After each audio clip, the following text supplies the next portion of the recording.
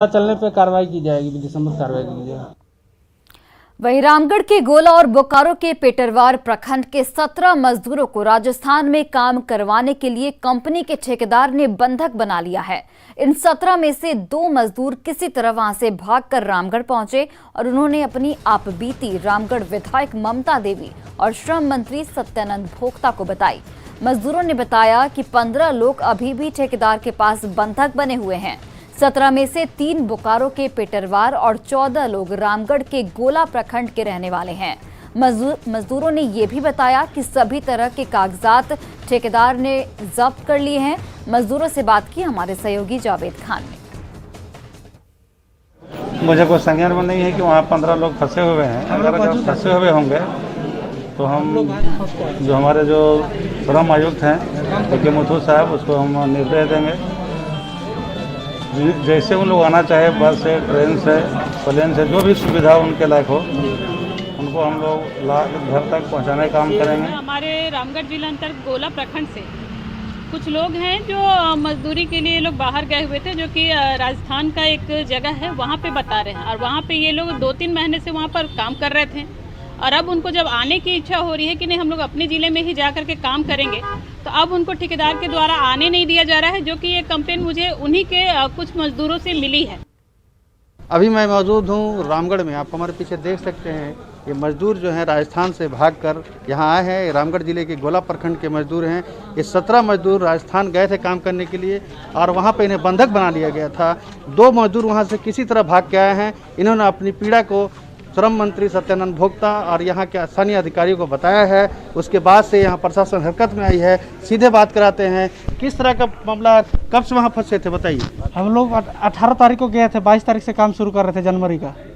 उसमें काम सप्ताह में बोला था, यहीं पर फ़ोन से बात हुआ था वो लोग डोमर सर से कि सप्ताह में 500 दूंगा और जितना लेबर आएगा 2-2 हज़ार से 3 हज़ार करके घर अकाउंट द्वारा पहुँचा दूंगा। किस फैक्ट्री में, कहाँ पे काम कर रहे थे? तो उस एनटीपीसी कंपनी में काम कर रहे थे। सैकड़ा जगह का नाम है, राजस्थान में। हाँ, राजस्थान में।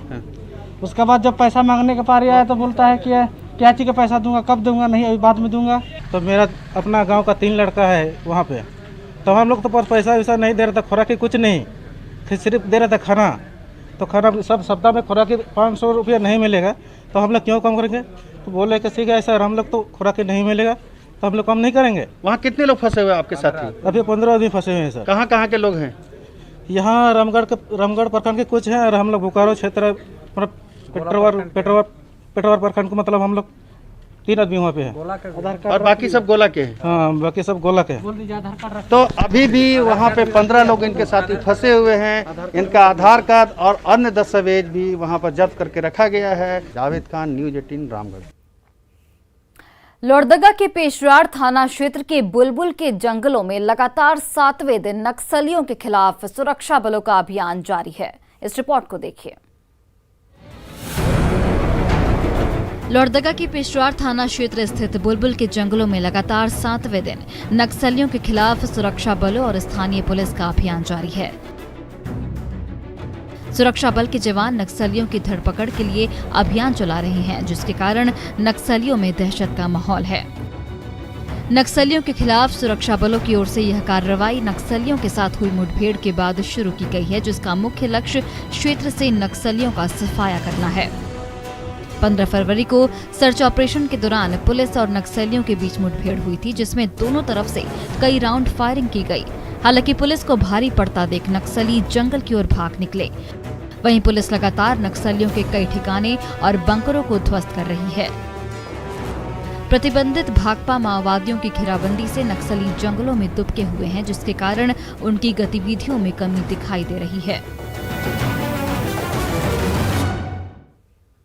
और वहीं गढ़वा के कांडी थाना क्षेत्र के खरौंदा गांव निवासी सीआरपीएफ जवान परीखा पासवान का पार्थिव शरीर तिरंगे से लिपटा हुआ उनके पैतृक गांव पहुंचा। परीखा पासवान को अंतिम विदाई में हजारों की संख्या में भीड़ देखी गई। सो नदी के तट पर परीखा पासवान का अंतिम संस्कार किया गया। आपको बताते चले कि परीखा पासवान मणिपुर में पोस्टेड थे, जहां 2 दिन पहले उनकी अचानक मृत्यु हो गई।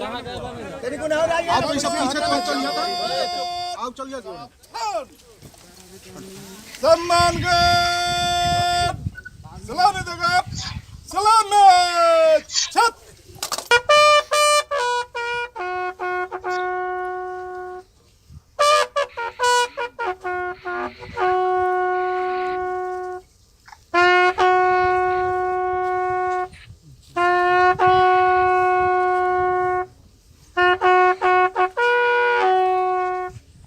वहीं माघ पूर्णिमा के मौके पर सिमडेगा सहित झारखंड के प्रसिद्ध धार्मिक तीर्थ स्थल रामरेखा धाम में विशेष पूजन अनुष्ठान किया जा रहा है।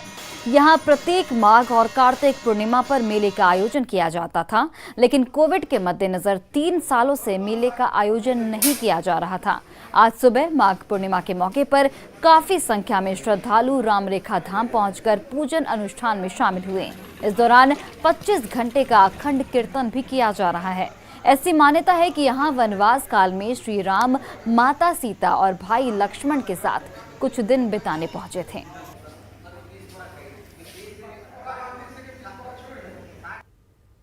गढ़वा के लगमा खजूरी ब्रह्म बाबा स्थान पर माघ पूर्णिमा को लेकर श्रद्धालुओं की भारी भीड़ उमड़ी है। हर साल यहां मेले का आयोजन किया जाता है। यहां श्रद्धालु सुबह से ही पहुंचे हैं और स्नान ध्यान के बाद ब्रह्म स्थान पर पूजा अर्चना कर रहे हैं। ऐसी मान्यता है कि इस पीपल के पेड़ के पास जो पूजा करता है, भगवान उनकी मनोकामना जरूर पूरी करते हैं।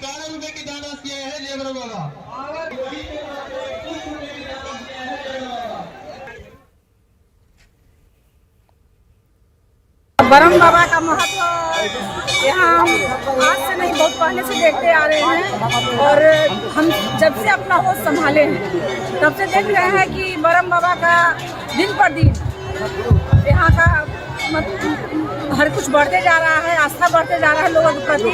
हम ब्रह्म बाबा का पहले आशीर्वाद लेते हैं और ब्रह्म बाबा जो है इन पर आस्था लोगों का हमारे छत्तीसगढ़, उत्तर प्रदेश और बिहार, झारखंड के तमाम दूर दराज से लोग पहुँचते हैं।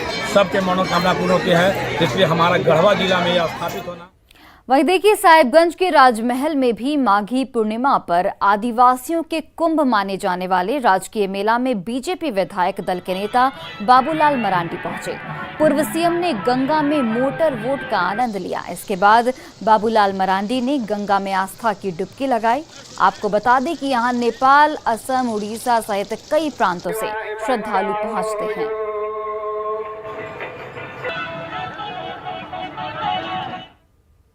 बोकारो में पिछली सरकार ने यहां की भाषा की रक्षा के लिए 50 प्रखंड परिसर में खोरठा साहित्य कला अनुसंधान केंद्र का निर्माण किया था, लेकिन यह केंद्र गोदाम के रूप में तब्दील हो गया है।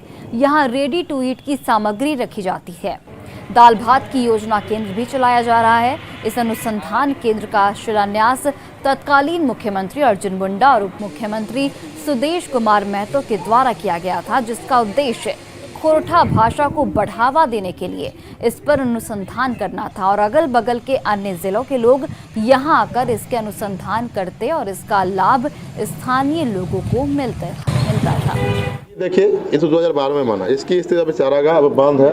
हमको नहीं लगता है कि इसका सोच है जिला प्रशासन कि इसको चलाएं। ये जो सोच है हम लोग को खोरठा का जो हम मतलब बढ़ाने के लिए, भाषा को बढ़ाने के लिए अनुसंधान केंद्र खोला गया। जल्द से जल्द अनुसंधान केंद्र के रूप में इसको चालू करा जाए। इसका उद्घाटन 2012 में माननीय उप मुख्यमंत्री सुदेश कुमार महतो किए थे, जो आज बेकार पड़ा हुआ है। हाँ, जरूर अगर केंद्र प्रारंभ होता तो यहाँ के कला संस्कृति के तहत खोरठा भाषा का उत्थान होता, जो कि आज नहीं हो पा रहा है। दुख का है बात। हाँ, दुख की बात है।